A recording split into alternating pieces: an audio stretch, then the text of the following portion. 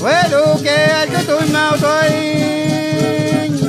Making a day, I'll go to making a penny, you'll go to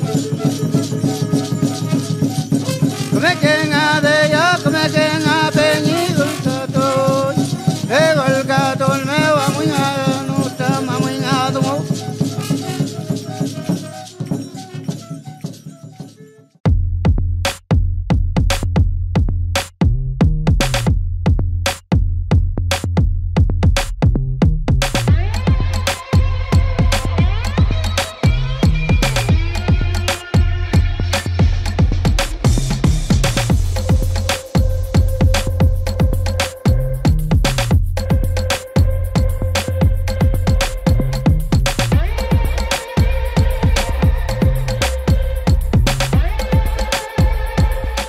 Bueno amigos, estamos en este nuevo programa. Nos pidieron que por favor le pusiéramos un nombre a este programa.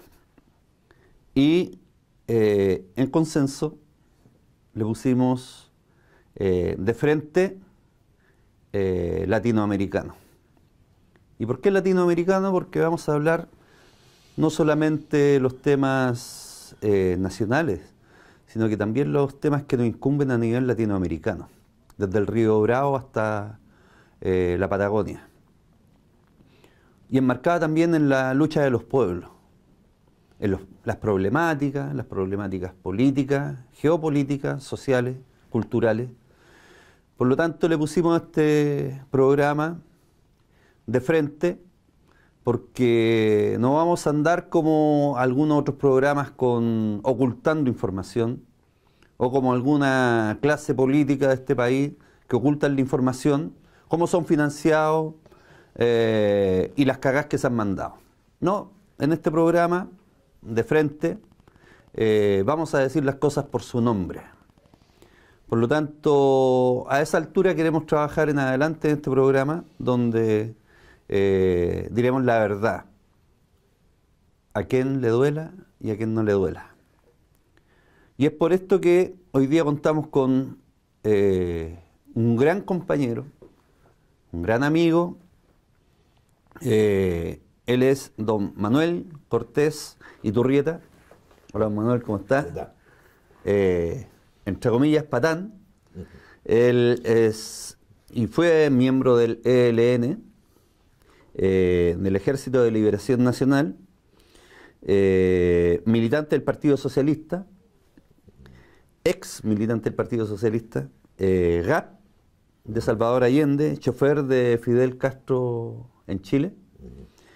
Y para el 11 también combatió desde el Ministerio de Obras Públicas a Pasos de la Moneda, exiliado en México, y también oficial de las Fuerzas Armadas Revolucionarias de Cuba.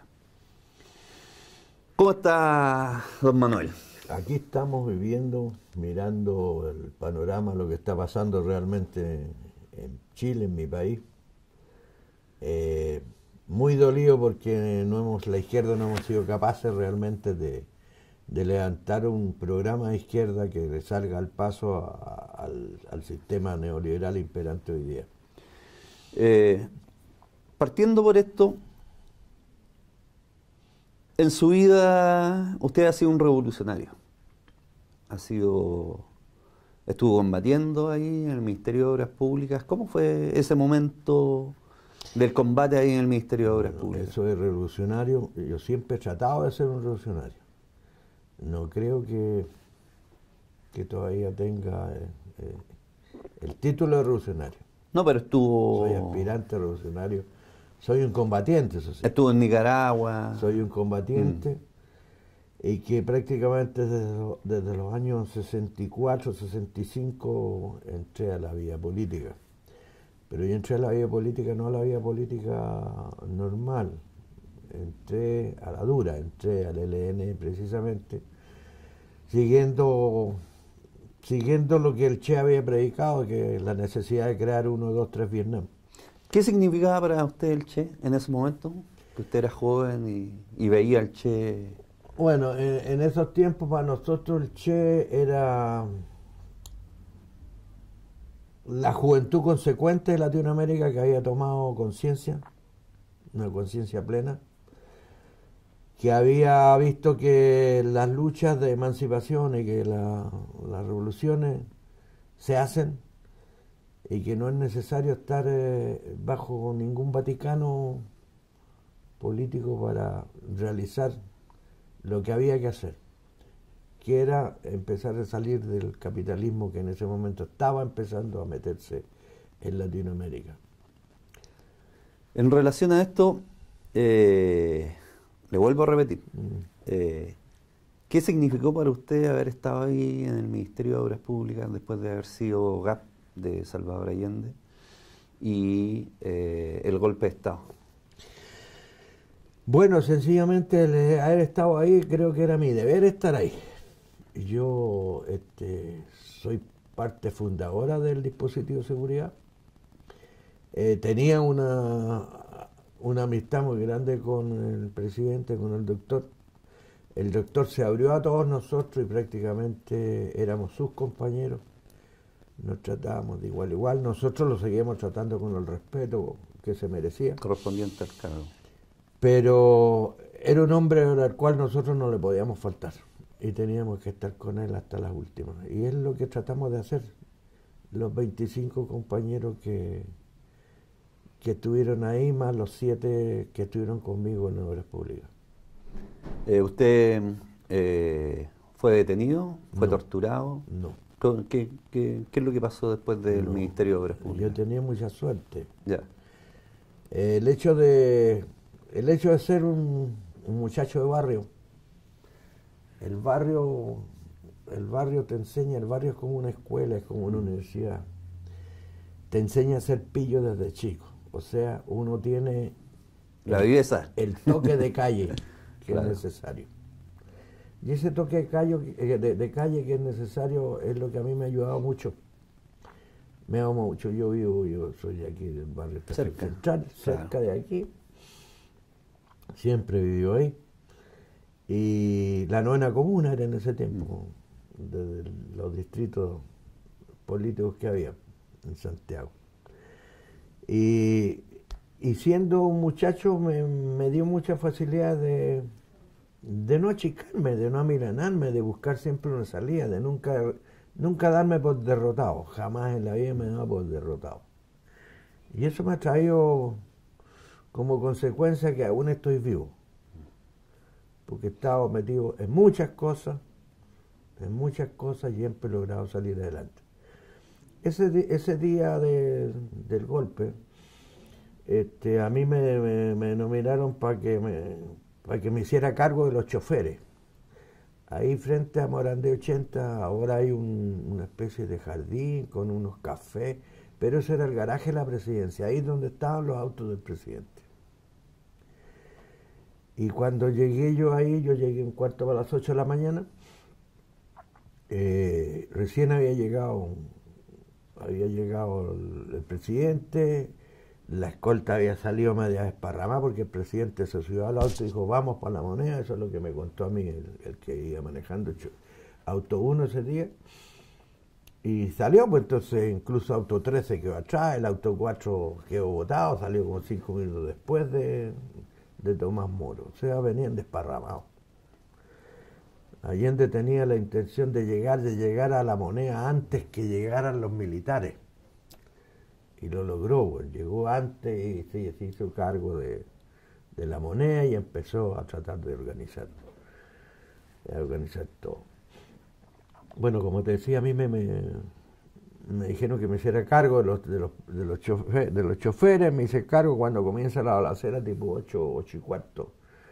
Realmente la calle Morandé disparaba de lado y lado y no se podía, más de uno o dos combatientes ahí. Teníamos 5 AK, una RPG-7 y una 30. Entonces estábamos desperdiciándonos. Y ahí con los mismos choferes, ahí habían una serie de choferes más que eran choferes del staff de choferes de la presidencia, que eran gente que eran sargentos la mayoría sargentos de la aviación.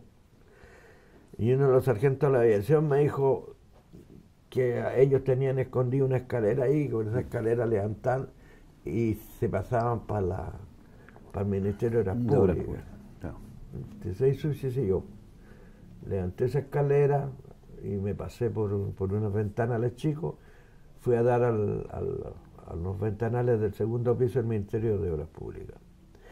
Entonces lo primero que hice fue desplegar esos combatientes, los desplegué en toda la línea del edificio, por el segundo piso, y dejé un hombre ahí que era el chofer del auto 1, que está en Suecia ahora, Julio Tapia, y que se quedara a cargo el teléfono, porque la única forma de tener conexión directa era un sistema de citófono, y que había un citófono de eso, del sistema de la moneda, que estaba precisamente en el garaje. Bueno, después de la tarde pasó todo esto, lo que tenía que pasar, y vimos salir a Allende, después empecé a preparar la salida de los compañeros, paramos nosotros el combate tipo 3 de la tarde, más o menos, y empecé a preparar la gente para salir. Entonces mandé los hombres míos, escondimos el armamento, abrimos los, ¿cómo se llama?, los entretechos, y empezamos a meter ahí el armamento. Me lo llevé a un baño. En el baño hice que todo el mundo sacara todo lo que traía de documentos, papeles, todo, en unos baños ahí en los lavatorios, y ahí le revisé a cada uno: esto se lleva, esto se quema, esto se quema, esto se lleva, esto se lleva. Y ahí preparé eso, y después los mandé a la escalera que daba a los sótanos, y le dije: ustedes se meten en los sótanos. Nosotros ya habíamos visto que la mayoría de los funcionarios estaban metidos en los sótanos. Ahí hay 3 sótanos por abajo. Y están a la espera cuando yo diga que salga, salga. Entonces yo me fui al entrepiso, y ahí en el entrepiso de la última escalera que daba al norte, el primer oficina que hay ahí era una sala cuna que había ahí. Entonces ahí en esa sala cuna abrí la ventana y me empecé a mostrar. Ya los milicos estaban dándose vueltas, estaban conversando entre sí, los compañeros que tenían presos, tenían detenidos, todavía estaban ahí, en el medio. Ya había pasado el problema del tanquista que quería pasarle por el río La Estera, todo eso ya había pasado. Y me puse a mirar y a darme a ver, que me vieran. Y ahí me di cuenta que había uno que le decían capitán, porque andaban sin ¿qué se llama?, sin galones. Entonces a ese, cuando estaba, debe haber estado como unos 3 metros de la ventana que estaba yo. Entonces le digo: capitán, por favor, ¿qué podemos hacer nosotros? Mire, nosotros somos todos funcionarios del Ministerio de Obras Públicas, lo único que queremos es irnos a nuestras casas. Nosotros llegamos a las 7 de la mañana aquí, nos pilló este problema, ¿qué hacemos? Queremos ir, y léanme la tremenda cagada. Bueno. El tipo se la traga toda, entonces me dice: ¿cuántos son? No, somos como 300. Espérense, y se voy a consultar. Y salió para atrás caminando, se metió para Moneda, y como a los 10 minutos llegó. Ya, vayan saliendo todos. Así que yo me salgo de la oficina y le digo: que salga todo el mundo. Y sale todo el mundo, y sale a la puerta. Pues, bueno. Claro. Ahí hay una mampara, y después está unas rejas de bronce grandes. ¿Sí? Y la hueá está con llave. Bueno. Está con llave y nadie tiene la llave. Anda a ver dónde están los conserjes. Deben haber estado metidos en el último, claro. El último subterráneo. Subterráneo, encontrarlo era imposible. Incluso el capitán andaba con un M3. Un M3, una subametralladora americana de calibre 45, una redonda así, de la Segunda Guerra Mundial, bueno, viejísima esa bueno. Entonces levanta así y le quiere tirar unos tiros a la reja, bueno. Pero él por la mampara no se da cuenta que detrás de la mampara hay por lo menos ya como 100 personas, Claro. que quieren salir por la ventana. Entonces le pego el grito y le digo, cuidado, que detrás está la gente, le digo, no dispare, no dispare. El tipo dice, bueno, y busquen a la llave. Claro. Y al final vengo y le digo, mi capitán, y no podemos salir aquí por la ventana, aquí, que allá. Y me dice, bueno, que salir por aquí. Y empecé a tirar viejas, y a tirar todo el mundo, y en los primeros 20 salimos nosotros. Así salimos, nos pusieron contra la pared del Ministerio de las Públicas, siguió saliendo gente, me seguí corriendo para allá, corriendo, hasta que casi llegué a una entrada de autos que hay ahí antes de llegar al Banco del Estado. Hasta por ahí, cuando llegamos ahí, ordenaron que todos nosotros nos cruzáramos al frente y nos tendiéramos en el suelo contra la pared de la Moneda. Y siguió saliendo gente. Bueno, ahí estaba yo hasta como las 5:30, 6 de la tarde. Ahí yo perdí un poco la noción de las horas porque estaba nublado, estaba lloviznando. Claro, sí me acuerdo. Entonces no perdiste la noción del día. Y ahí de repente aparece el general Palacio. Aparece el general Palacio. Y ve toda esa gente que hay ahí, por los dos lados, lleno de gente, de haber unos 400, creo yo, güey. Entonces se asusta, entra en pánico, güey, y grita, ¿y esta gente qué hace aquí? Entonces le grita ahí un oficial, le dice, esta gente es del Ministerio de las Públicas. ¡Que se vaya todo el mundo de aquí! No quiero... Y empezaron a pegarnos, patar los talones de pie, y empezamos a caminar para la Alameda. Empezamos a caminar para la Alameda. ¿El toque de queda, qué hora era? No, ya había toque de queda, ya había toque de rato, queda. pues, bueno. Si eran las 6 de la tarde, estaba oscureciendo. Y viene, yo estaba llegando casi a la Alameda, bueno, casi a la esquina ahí del Banco del Estado para dar la vuelta, cuando el mismo general Palacio pega el grito y dice, ¡alto! Dice. Que dejen su carnet de identidad y en 3 días se presenten al Ministerio de Defensa. Me acuerdo que corrió un pelado, bueno, y el pelado se sacó de atrás, bueno, una bolsa de género, esas bolsas de harina que siempre los pelados andan trayendo para el choreo. Y la abrió, bueno, y ahí yo saqué mi carnet de identidad, eché mi carnet de identidad, y seguí caminando y salí. Ese día salí ahí a las 7, a las 6:30, 7 de la tarde, nos dimos la vuelta por la Alameda. Ahí antes el Banco del Estado, ahora tiene llena de oficina, pero antes era un corredor, ¿cómo se llama? Era un pasillo techado. Un pasillo techado.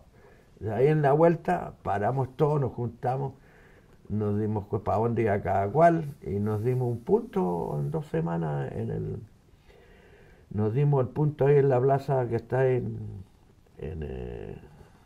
San Diego. La Plaza del Mar. Claro, frente al busto de Regarren, ahí nos íbamos a juntar. Así salí. Entonces, como te digo, me ha dado esa maldad que tiene uno de cabro de población. Me ha salvado mucho. Después, en ese tiempo que usted se fue exiliado, después de eso. Sí, estuve 2 semanas, o sea, 2 meses estuve dando vueltas por Santiago. Después se me hizo bastante difícil porque todo el mundo del partido, weón, puta, les daba terror cuando yo aparecía, pues aparecían los gapos, weón, pidiendo que si te tenían unos algunos días. Entonces nos estábamos regalando, weón. Claro. Yo los últimos días ahí me daba vueltas por allá arriba por ¿cómo se llama? Ñuñoa. Había harto terreno eriazo, weón, que estaba lleno de matas y weón, así. Entonces yo venía y me compraba un mercurio o 2 mercurios, andaba con el mercurio en la mano como que andaba buscando pega, así me daba vueltas. Y empezaba a mirar, bueno, los distintos sitios de Eriazo hasta que encontraba uno y a la hora, un poquito antes del toque de queda, me fondeaba, Se fundía ahí. me hacía mi camita, Con el mercurio. me metía un pedazo de mercurio aquí, otro en la espalda y me acostaba tratando de no manchar, bueno, el terno con que andaba. Entonces tuve varios días que ya no tenía dónde estar. Así que ahí con un compañero que era de Heleno, que era estudiante del pedagógico, Germinal Domínguez. Con él me contacté porque a él yo le conocía, era de ahí del barrio también, de la misma población. Lo contacté a él y me dijo que él tenía varias formas, varios planes de entrar, porque estaba entrando gente a distintas embajadas, y que me dio un plano para entrar a la embajada de Venezuela, que estaba ahí en Pedro Valdivia. Entonces yo le dije que tenía que entrar con una persona más. Yo le tenía mucho cariño a Marcelo Schelling. Marcelo Schelling era subordinado mío. Y él me dijo, a su vez me dijo que él tenía dos compañeros que venían del sur y que no conocían Santiago y que había que ayudarle a meter, y que tenía que meterlo. Así que me pasaron un auto y en ese auto me llevaron ahí a la embajada de Venezuela, un día 1 de noviembre, para el Día de los Muertos. Ese día, como era feriado, nos subimos al puente ese que está ahí en la plaza de Pedro Valdivia, ese puente, para mirar para allá. Sí. Eso era un hervidero de Paco. Y parece que andaban todos tomados, andaban borrachos, bueno, porque andaban jugando con una tanqueta. Entonces, con una tanqueta le daban vuelta una cuadra chica, pues salían a Pedro Valdivia, se subían a la herea, daban vueltas, estaban jugando, pues, estaban borrachos. Y no había nadie más en la calle, pues, tipo 7:30 de la mañana. Recién pasado el toque se acababa a las 6 de la mañana. Y le digo a Marcelo, aquí no pasamos ni a palo, bueno. Así que esperamos hasta como las 10 de la mañana. Y a las 10 de la mañana volvimos. Y me tiré a pie para allá. Ya había gente afuera, qué sé yo. Y voy llegando como a 100 metros y los pacos empiezan a corretear, weón, a la gente que estaba ahí. Entonces me atravieso al frente donde ahí todavía estaba una bomba de encina, weón, al frente de la. Y me voy a la bomba de encina y me encuentro con un tira que me conoce. Me encuentro con un tira que era chofer de los tiras, que había estado, bueno, en la escolta trabajando, que le decíamos, un gallo me afantó, y le decíamos el embajador. Tenía pinta. Y me encuentro con él así, pero que jarro. Y no me quedo más que también tirarme para adelante, arrancar para adelante y decir, hola, ¿cómo estás, weón? Aquí que ya, weón. Bien suelto cuerpo, weón. El Marcelo haciéndose el weón más atrás, weón. Entonces el weón se asusta y me acuerdo que se pone la mano así y no mueve la cabeza. Entonces me dice, compadre, ¿qué está haciendo? No te preocupes, weón. Le digo, andamos como 10 weones aquí. Andamos viendo un compadre aquí que vamos a meter. Entonces me dice, compadrito, se echa el pollo porque están careando de arriba de los edificios, están careando, o sea, están tomando fotos. No te preocupes, weón, le digo yo. Si es otro cuerpo, salí, vamos, Marcelo, a atravesar la calle. Y me puse a mirar para todos lados, y en eso vino un taxi, y ¡pum! Paró el taxi, Marcelo, métete arriba, y ¡bum! Y nos fuimos. Otra salvada, sencillamente por tener la desfachatez de saber andar en la calle, pues bueno. Eso me salvó. Según, si me le cago, el buen capaz que... Claro. Me echado para adelante. Si estaba lleno de tiras, lleno de tiras. Esas son las cosas que me ayudaron y siempre me han ayudado. Oiga, pasando un poco más adelante, usted, bueno, se va exiliado a México, ¿Y en qué año usted vuelve a Chile? No, yo vuelvo ya en el 89. 89. Yo estaba en listas de que De la gente que no podía entrar a Chile. No podía entrar. En México estuve 2 años haciendo un trabajo intenso, que nosotros le llamamos trabajo de frente interno en el partido. Bueno, en el 75 se hizo el segundo Tribunal Internacional contra los Crímenes de la Junta. El primero en el 74 se había hecho en Helsinki, el segundo se hizo en México. Y ahí nos tocó participar en la cuestión de organización y seguridad de todos los dirigentes de la Unidad Popular que llegaron ahí. Eso coincide con un viaje que hace el ministro de Relaciones Exteriores de Pinochet, el almirante Huerta, que va a Naciones Unidas a dar el primer discurso. Y él llega ya a México, hace escala en México, y en México deja alrededor de unos 60 o 70 personas. Después, viendo la historia, venía el grupo de Michael Townley, ahí, que la misión de ellos era pitearse la mayor cantidad de dirigentes de la Unidad Popular. Tuvimos ayuda ahí de parte de la gente de la inteligencia de la presidencia. Estaba ahí de presidente Echeverría, el presidente Echeverría. Y hicimos amistad con la mujer de Echeverría, la María Esther Zuno, que a su vez era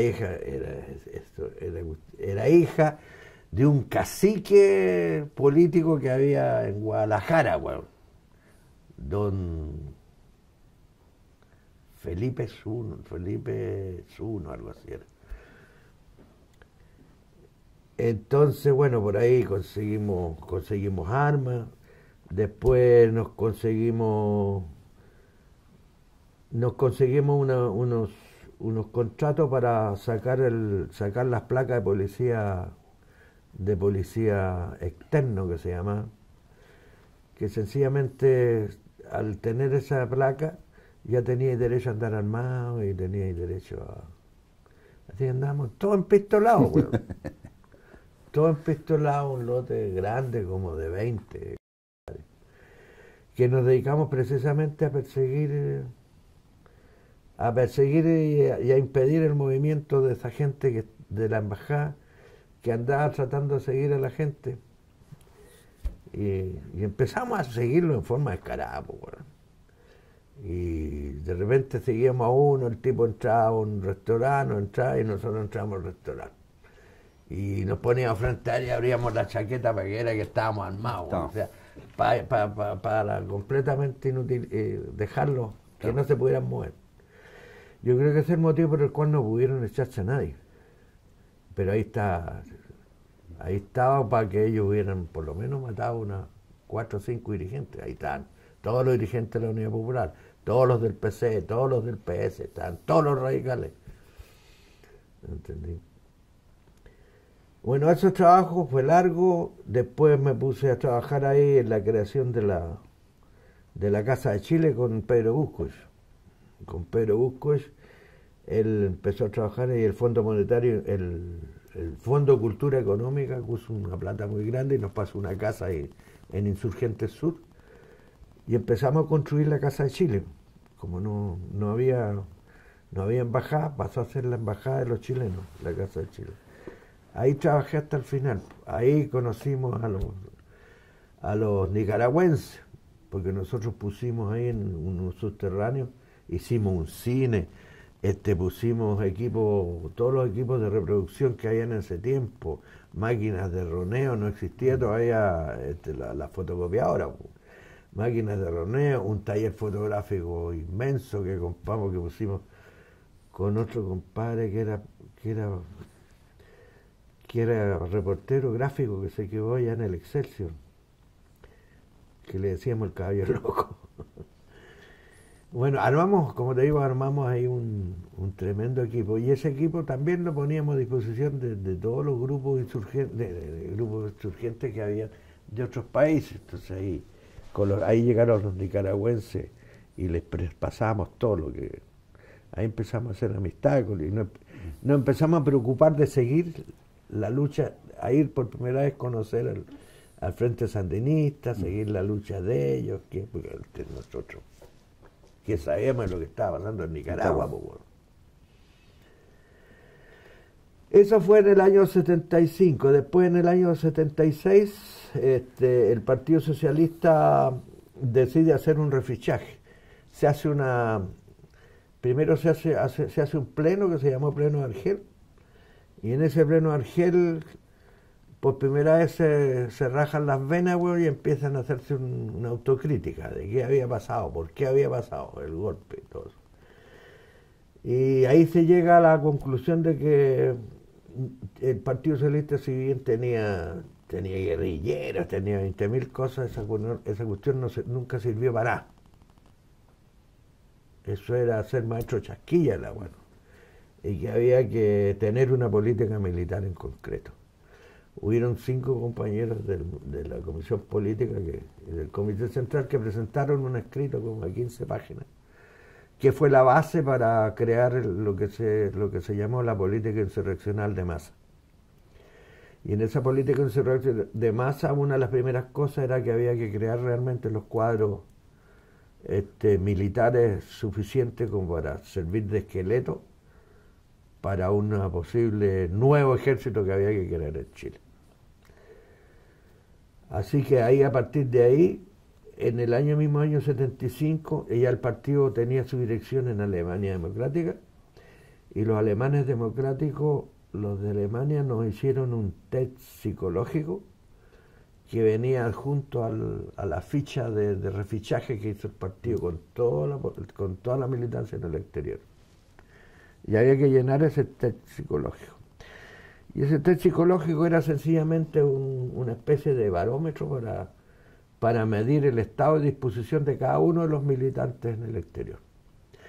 Nosotros hacíamos broma y decíamos, con esto se decide quién es patrio muerte, quién es patrio detenido, o quién es yo no fui. Los 3 niveles de decisión que había. Bueno, la cosa es que a partir de eso empiezan a sacar de ahí, de los resultados, etc., empiezan a sacar la gente que va a ir a estudios militares, que va a ir a los estudios militares. Y bueno, ahí paré el de hoyo y fui a dar a Cuba inmediatamente. El 2 de febrero del 76 entré a la escuela de cadetes, estuve 6 meses ahí, de ahí después me pasaron un año a la Escuela Superior de Guerra. Y en el 77, a finales del 77, me gradué de subteniente en la Plaza de la Revolución. Don Manuel. Dígame. Después de haber pasado por todo esto, haber estado en Cuba, haber estado en Nicaragua, después de haber luchado, haber combatido por la libertad de los pueblos de América Latina, ¿en qué momento en Chile se empieza a fraguar la entrega del poder?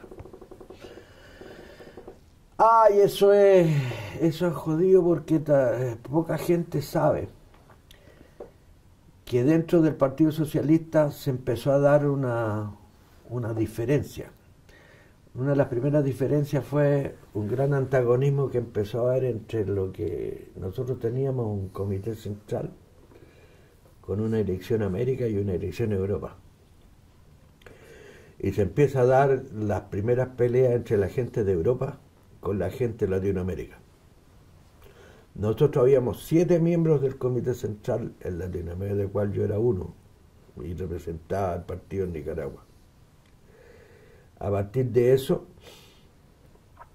viene ya la división del partido.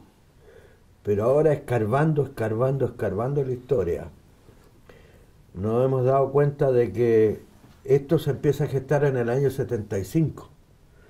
En el año 75 se gesta con una reunión que hizo el gobierno venezolano, porque ahí en Venezuela llegó Aniceto Rodríguez. Aniceto Rodríguez, connotado socialdemócrata dentro del partido, el que llevaba el cabeza, bueno, del ala socialdemócrata en el Partido Socialista, junto con la Nera Lazo y con toda esa gente. Y realizaron una reunión aprovechando la expulsión de Renán Fuentealba. Cuando expulsan de aquí de Chile a Renán Fuentealba, va a parar también allá a Venezuela. En ese tiempo estaba, no sé si Leones de la Democracia Cristiana, no me acuerdo ya muy bien quién era el presidente en Venezuela. Y se hace una reunión que se llama la reunión de Aricha. Entonces, en esa reunión empiezan ellos a esbozar un movimiento de partidos por la democracia y la civilidad. Ahí entran de lleno los radicales con Silva Cima. Y de la función de crear los partidos de la concertación, una concertación de partidos por la democracia. Ay, me salió maricón igual que el lago, bueno. De partidos por la democracia, y en donde lo que pusieron los demócratas cristianos era que había que hacerlo, pero que había que excluir al PC. Esa era la condición de excluir el PC. Quien participa en esa reunión del Partido Socialista es precisamente don Clodomiro Almeida. Don Clodomiro, yo estaba en ese tiempo militando en el partido en México cuando don Cloro dijo que iba a esa reunión y que ya el partido en México le prohibió al compañero que fuera a título de representante del partido a esa reunión. Y él fue igual y fue a título personal, según lo que explicó después, bueno, en una reunión, en un pleno que hicimos nosotros en México. Ahí comienza la traición. Ahí comienza la traición. Posteriormente, en el año 76, se hace una segunda reunión que se hace en Italia, en donde ya entran algunos grupos que estaban en Suecia, que tenían influencia. Hay un grupo de Suecia que le llama el grupo de los 13, que son los que realmente ya vienen por la parte más de derecha de la socialdemocracia. Y termina repercutiendo... Esto apoyado por los alemanes. Claro. Y termina repercutiendo en Alemania Democrática, que era donde teníamos la elección.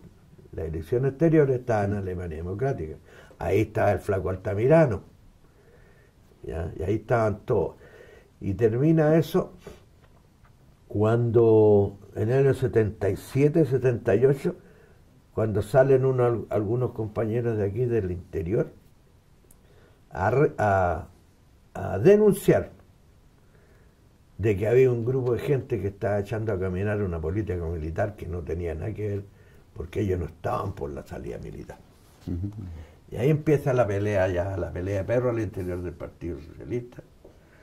¿Y quiénes eran esos los que habían salido? No me acuerdo los nombres. ¿No se acuerda del que salió clandestino para afuera. La cosa es que salió con la acusación para afuera. Sale la acusación y a la semana creo que el tipo entra y vuelve a salir y sale con una carta de expulsión. Supuestamente la elección interior, que era una elección que nadie conocía, porque había sido una elección elegida a dedo por don Cloro, los que firman una carta de expulsión de Altamirano. O sea, unos pinganillas de aquí expulsaban al secretario general elegido en un congreso, pues bueno. O sea, ahí se venía... Entonces era de loco la... Bueno, ahí se vino la gran discusión en el exterior, la gran discusión exterior, la parte de los que estábamos en Latinoamérica nos pusimos completamente en contra de los que estaban en Europa. Y en el año 78, Altamirano lo único que le queda es denunciar esto en forma pública y saca un documento que se llama Documento a los Socialistas Chilenos del año 78, en donde explica realmente qué es lo que fue, qué pasó, y que él realmente dejó pasar muchas cosas que no tenían absolutamente nada que ver con la vida y la democracia interna del partido. Y a partir de eso se vino la división entre altamiranistas y cloristas. Y cloristas. Y ahí quedó la cagada. En grande. Hoy día estamos a 4 días, 3 días del triunfo del no. ¿Cómo se pactó el triunfo del no? Bueno, ese mismo movimiento que empieza a surgir de los partidos concertados por la América, que comienza en el año 75, en el año 78, 79, había un miembro del Comité Central del Partido Socialista que estaba en España, que se llamaba Alejandro Giliberto. Bueno, con Alejandro Giliberto, él tenía una amistad casi personal con Felipe González, que en ese tiempo Felipe González ya era un personaje con fuerza, sí, con fuste en España. Y es precisamente con el auspicio de Felipe González que se empiezan a realizar unos seminarios y simposios que auspiciados por el gobierno español, que se hacen en el Palacio de la Moncloa. El Palacio de la Moncloa es el palacio del gobierno. Sí, correcto. Como la moneda acá en Chile. Claro, como la moneda. Bueno, a esos simposios empezaron a llegar una serie de personajes del Partido Socialista y del MAPU, y después montan a caballo de esa cuestión a don Ricardo Lagos, Pimpinela Escarlata de este país. Y en ese simposio deciden también, en forma extraoficial, invitar a algunos coroneles del ejército chileno que estaban pasando cursos en las dos principales universidades de España, que era la Complutense y la Autónoma de Madrid. Lo que sí me acuerdo yo que es lo que recabé después, porque después cuando yo anduve después en España presentando la querella en contra de Pinochet cuando estaba preso, era que uno de los coroneles que había ahí era el coronel Cheire. Y había otro coronel que me dijeron Andrade.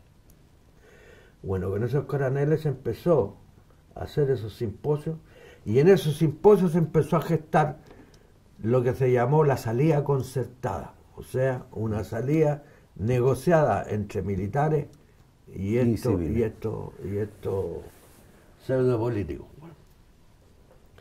Que eran del Partido Socialista, radicales y algunos MAPU. Claro, y al MAPU.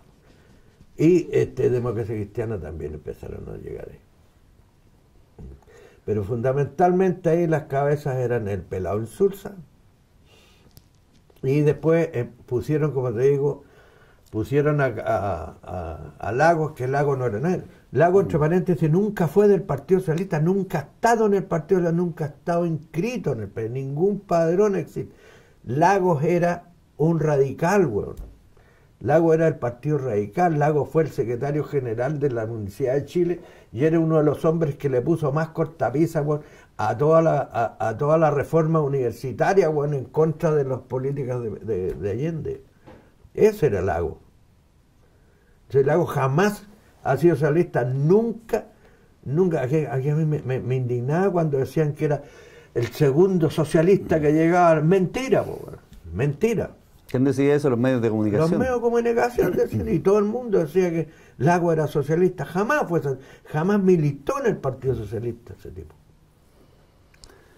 Dentro de esto,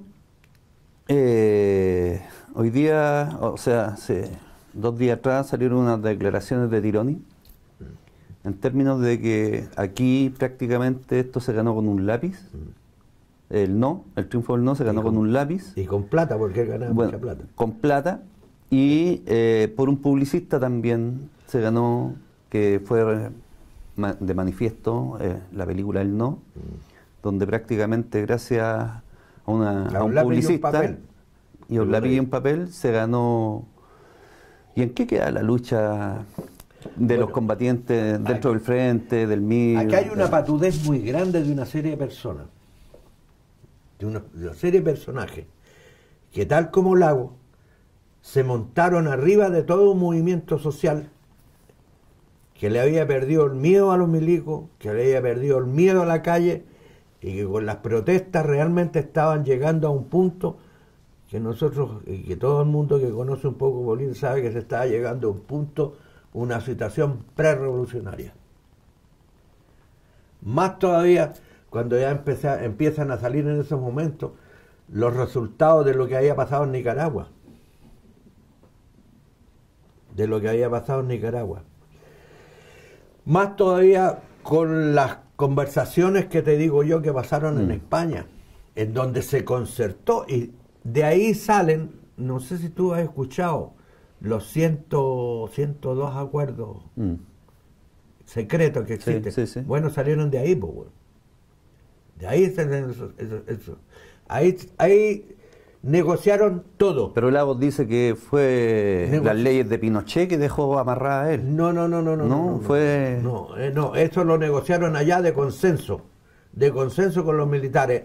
Los militares con ellos concordaron de que la situación en Chile estaba demasiado delicada y que iba a ser terrible que aquí en Chile surgiera una salida a la nicaragüense. Así fueron las palabras. Porque además ya habían armas dentro de Chile. Y una salida a la nicaragüense. Y por lo tanto, que si en Nicaragua han habido como 60 o 70 mil muertos, aquí van a ser unos 300, 400 mil muertos. Y que por lo tanto había que buscar una salida. Y ahí empezaron a negociar de que se hacía una salida democrática, que se iba a hacer un plebiscito para la salida democrática, pero que había que respetar la constitución del 80, de que a los militares no se les tocaba, que los militares no iban a pasar por la ley de punto final, la ley de amnistía, etcétera, de que los comandantes en jefe, que a Pinochet no se le tocaba y seguía siendo comandante en jefe, todo eso surgió. Tanto así, yo me acuerdo de cuando Pinochet cae preso en Inglaterra, aquí aparecieron en la televisión, por lo menos unos 4 o 5 altos oficiales del ejército chileno. Apareció Medina Aloy, apareció una serie de gallos exigiendo que se respetaran los acuerdos. Sí, sí me acuerdo. ¿Te acuerdas? Sí. Y que después salió desmintiendo el pelado Insulza, salió desmintiendo el ministro de ¿cómo se llama? De defensa, el Roja. A ese que le gritaba la pera. Sí, sí me acuerdo. Entonces, yo no sé de qué acuerdos secretos se están hablando, aquí no hay acuerdos secretos. Hay acuerdos, hasta el día de hoy hay acuerdos secretos. Y que lo sabe Lagos, lo saben. Todo esto lo saben ellos. Todo esto lo saben ellos. Es el motivo por el cual Lagos impidió a que se supiera la verdad de la Comisión Vales, porque si se abre esa cuestión, sencillamente los militares van a tener que ir por lo menos 3 veces más de los militares que hemos logrado que vayan a la cárcel. ¿Por qué? ¿Y por qué el Partido Socialista? ¿Por qué el Partido Radical? ¿Por qué el MAPU? ¿Por qué la ADC? ¿Por qué todos estos partidos que se supone que estaban llamando a la liberación nacional en términos de acabar con la dictadura se prestan para esto? Porque en ese momento Europa deja de ser prácticamente el patito feo de la OTAN. Y ya se sienten grandes. Y ya no le tienen que pedir permiso a Estados Unidos para poder entrar con todo su comercio, con todo su mercado aquí a Latinoamérica. En ese momento se empiezan a abrir las puertas aquí en toda Latinoamérica y empiezan a aparecer las empresas europeas. Ve aquí cómo se metieron los españoles, pues.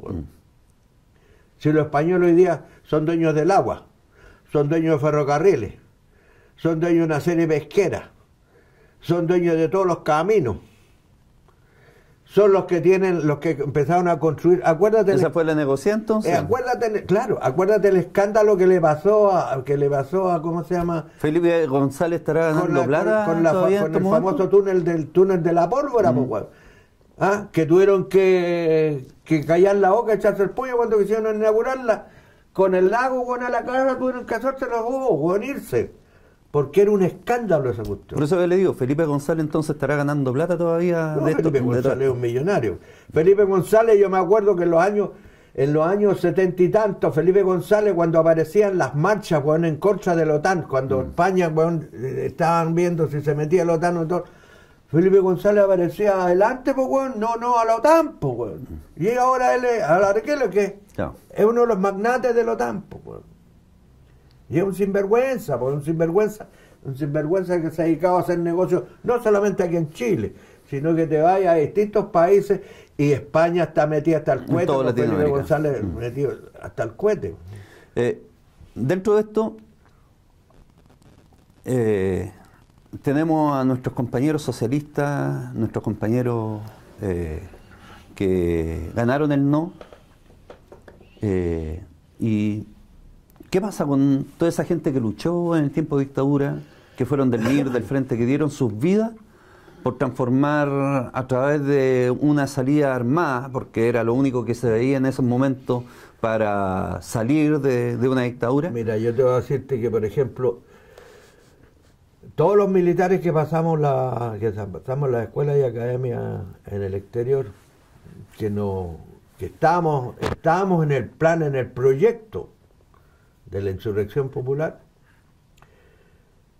nos dejaron empeñados. Nos dejaron, yo por ejemplo, en el 77 tenía que volver a Chile, no me dejaron volver, las condiciones no estaban dadas. Es que siempre dicen lo mismo. Siempre. Tuve 2 años nos tuvieron ahí trancados, y sin poder siquiera salir para hacer política. No podíamos salir. Los cubanos no nos dejaban salir sin la firma y el visto bueno de los partidos correspondientes, en este caso el Partido Socialista. ¿Qué es lo que hicieron con el Frente Patriótico Manuel Rodríguez? El Frente Patriótico Manuel Rodríguez, el PC lo mandó a parar también, y pescó a una serie de compañeros, y los devolvieron a Cuba supuestamente a que descansaran, y no los dejaron salir más, ¿Y por qué? ¿Por qué? Porque ya todo el mundo había entrado al negocio. El negocio de la salida concertada. ¿El PC también? El PC también. Por eso que entonces se fraccionó. Pasa que el PC se pisó la cola porque no lo dejaron entrar después. Se pisó la cola. Y por eso que entonces el Frente se fraccionó. El Frente se fracciona porque cuando se da cuenta que lo mandaron a parar porque sencillamente el negocio, hay cambio de rubro en el negocio, un montón de compañeros se dieron cuenta que eso era un engaño. Las últimas 2 acciones que hace Pellegrini, de tomarse los queñes, ¿para qué fue? Para demostrar, que la otra salida era un engaño, que la salida concertada era un engaño. Y lo que hicieron fue una serie de pillos, de pinganillas pillos, y una serie de conversos, ¿ya? Vieron la oportunidad de arreglar su problema personal. Y ¿ya? lo solucionaron. Y lo solucionaron, se metieron en esta cuestión, se hicieron ¿cómo se llama? Miembros del establishment del gobierno, como una serie dentro de ellos está Tironi, que habló hace 2 días atrás de que Tironi, Otones, Mancha, demonía, a ver, una serie de los primeros millennium que nos salieron aquí en este país, los primeros millennium, que sacaron a decir como un dicho chileno, sacaron las castañas del fuego con la mano del gato. Eso fue lo que hicieron. Unos grandes pillos que se montaron en un movimiento social que había perdido el miedo, que ya venían con embriones de organizaciones militares fuertes, en forma fuerte, con revolucionaria, con conocimiento científico ya de la guerra. Entonces ellos dijeron, no, porque esto nosotros no queremos. Se pusieron civilizados contra un ejército que de civilizado no tenía nada, pues. ¿Y dónde nos pegaron el palo fue cuando se hizo la ¿cómo se llama? La convención que se hizo en el estadio, en el Parque Cauciño. ¿De acuerdo? Se juntó casi 1 millón de personas. ¿Y quiénes fueron los oradores? ¿A título de qué fueron los oradores? Unos sinvergüenzas que se aprovecharon del movimiento social y se pusieron arriba. Y ellos negociaron la decisión, la salida que el pueblo de Chile se estaba dando. Porque ni siquiera negociaron para los combatientes. No. La salida para los combatientes, No. que era como en otros países ha pasado, Negociaron para ellos. que ya tú te movilizas como combatiente, como lo que estaba pasando en Colombia o en otros países, y tú tienes derecho a educación, tienes derecho a reinserción social. Se arreglaron ellos. Ellos negociaron para ellos y traían el billete de Europa, de la socialdemocracia europea, incluso del Partido Laborista, que eran los que les ponían el billete. Con ese billete ellos hicieron todo lo que hicieron. Con ese billete, todo el trabajo que nosotros hacíamos en los distintos comunales aquí en Santiago, detrás venía otro compañero de ellos con un maletín grande, repartiendo plata, y cambiándole las órdenes que nosotros le habíamos dado, a la gente de nuestro partido, produciendo una confusión grandísima, una tremenda confusión. Dentro de esto también se crea la Oficina de Seguridad Nacional, donde está su amigo Marcelo Chilin. Su ex, me imagino que ex amigo. No, sigo siendo ¿Sí? amigo de él, sí. ¿Qué opinión le da? Tengo la facultad de ir a agarrar los chuchas cuando quiera. ¿Y qué opinión le da la creación de esta oficina?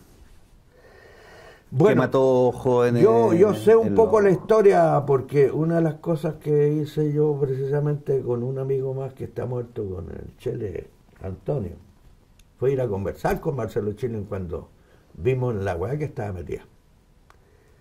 Y se lo hicimos ver. Y le dijimos, mira, Juan, te pusiste en el filo la cuchilla. Te vas por un lado, te van a matar estos por traidor. Te vas para el otro lado, weón, ¿ya? Y te van a matar estos otros, weón. Estáis solos. ¿Qué hiciste? Y ahí él me trató de explicar del motivo por el cual se habían hecho. El motivo, en palabras cortas, es de que en el gobierno de Erwin, estaba el ministro del Interior Enrique Krauss. Y que Enrique Krauss, en ese tiempo, no había inteligencia del Estado. La inteligencia era la inteligencia militar, que tenía los militares, claro, el ejército, que tenía la aviación y los pacos. Entonces, acuérdate que en ese tiempo estaba la efervescencia, estaban una serie de movimientos que supuestamente, como ellos ya habían hecho la salida concertada, dentro de la salida concertada estaba de que los partidos políticos le bajaban el perfil a todos los movimientos sociales. ¿Qué fue lo que pasó? Acuérdate, todos los movimientos sociales, los movimientos pobladores, mataron todo. Se compraron a los dirigentes, bueno, y le dieron peguita por aquí, peguita por acá, y a los otros los llevaron como concejales, bueno. ¿Qué es lo que hicieron con eso? Desmantelaron los movimientos sociales. Porque había que bajarle el perfil, porque no había que hacer más olita. Con los militares pasó que había que congelarlos, y que había por orden de partido que bajarle el perfil y sacarlo y hacer desaparecer todo eso, que fue lo que les pasó a los Manolos. ¿Ya? Entonces, a partir de eso ya tenían ganado Tenían todo hecho tal como se habían puesto de acuerdo. Como lo habían planificado. Como lo habían planificado. Entonces con eso ya después empezaron las conversaciones y empezaron a salir ¿cómo se llama? Las políticas de consenso. Las políticas de consenso en donde precisamente empezaron a ver a ver gente que empezó a abrir las conversaciones con el otro grupo, con el antagónico. ¿Cuál fue el primero? Correa, po. Correa fue el primer hombre que estuvo en esa tarea, que abrió los espacios. ¿Y a quién le abrió los espacios? Fundamentalmente a los mapos. Entonces los mapos ya después tenían la manija. Tenían las lucas. Tenían las lucas, tenían la manija, tenían el beneplácito los militares, lo tenían todo. Pues. Entonces lo único que había que hacer, bajarle el perfil a la masa, desarticular a la masa, para que no hiciera. Entonces salió la política en la medida de lo posible. Bueno, y ahí, volviendo al punto, los únicos que seguían dando duro eran los Manolos, los Lautaro y unos 2 o 3 grupitos más chiquititos, weón, que habían por ahí, que era poca la incidencia, pero metían su bulla.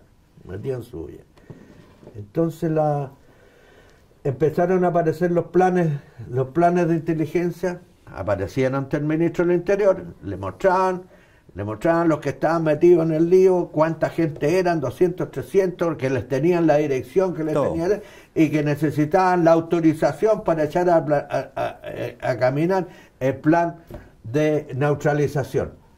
Pero más que plan de neutralización eran planes de exterminio. Bueno.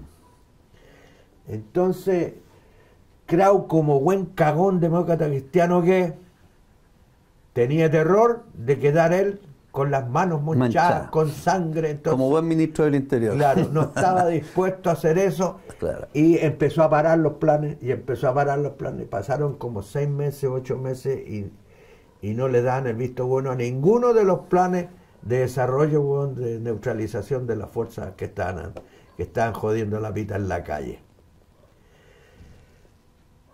A partir de eso lo presionaron tanto al ministro del Interior que el ministro del Interior le pidió ayuda a los partidos políticos, y en una reunión de los partidos políticos, la concertación pidió que le ayudaran a resolver y que le ayudaran a dilucidar los planes, porque él no quería firmar ni un plan, bueno, que le basara a los milicos, porque ya les tenía terror. Entonces ¿cómo se llama? Los partidos de la concertación conformaron esa oficina. Aquí hay que hacer claridad en una cosa: la oficina no la mandaba el ¿cómo se llama? El Marcelo. Chile. No la mandaba Chile. No, la oficina estaba presidida por Solís, el que era de Gendarmería. De Gendarmería. Sí. ¿Cómo se llama? Radical. Había un asesor jurídico, que era que fue ministro del Interior después, ¿cómo se llama? Burgo. Burgo era el asesor jurídico. Había un especialista en inteligencia, que después fue el jefe de la ANI actual, que es Mapu, viene el Mapu. No me puedo acordar del apellido de él. Un apellido medio árabe. No. Y colocaron a un secretario ejecutivo, al Marcelo. ¿Por qué? Porque Marcelo es un buen organizador y vendría siendo una especie de buen oficial de operaciones. Entonces no se equivoquen, las decisiones que tomó el Chile no las tomó él, las tomaron los jefes. Pero él era cómplice de la operatividad y de todo. Era cómplice de la operatividad y era el que realmente tenía más dedos para el piano. Claro. Tenía más dedos para el piano. Bueno, dentro de esto, como le decía antes... Villalobos, creo que era. Ya, sí. No me acuerdo. Como le decía antes, estamos a pocos días del 5 de octubre. ¿De qué sirvió el 5 de octubre? Para usted. Para nosotros, en un principio yo no lo miré con malos ojos. Pienso que en ese momento estábamos todos tan optimistas, bueno, que buscamos que realmente había una salida, sin darnos cuenta de que la traición ya se estaba consumando y que era sencillamente era el punto cúlmine en donde su majestad Lagos quedaba, weón, santiguado como el futuro presidente. Como el futuro presidente. Y de hecho, la Concertación cumplió con todo lo pactado, weón. Todo lo que pactaron. ¿A cuántos años el pacto de silencio? ¿50 años? Eran 50 años. Llevamos 40 y tanto. No, pero llevamos 18 desde cuando llegó esta pseudo-democracia. ¿Qué nos queda entonces? ¿No? Nos queda con que hay que hacer claridad en el pueblo de Chile y hacer claridad de que fuimos traicionados y que esa cantidad de dirigentes de la Unidad Popular y esa cantidad de dirigentes de los distintos partidos han sido lisa y llanamente unos traidores a los anhelos del pueblo chileno, en donde le dijeron que la alegría llegaba y la alegría no llegó. Le llegó a todos estos pinganillas, weón, que venían con una escalera y fueron escaladores y se montaron en este sistema, weón, ¿ya? A ganar plata. A ganar plata. Y lo que siguieron desarrollando el capitalismo y siguieron defendiendo, weón, los intereses del gran capital en este país, y sigue todo igual. Entonces, para ir terminando, esa es su cámara. Esta es su cámara. Me la llevo. ¿Qué le puede decir usted entonces al pueblo de Chile? Al pueblo de Chile.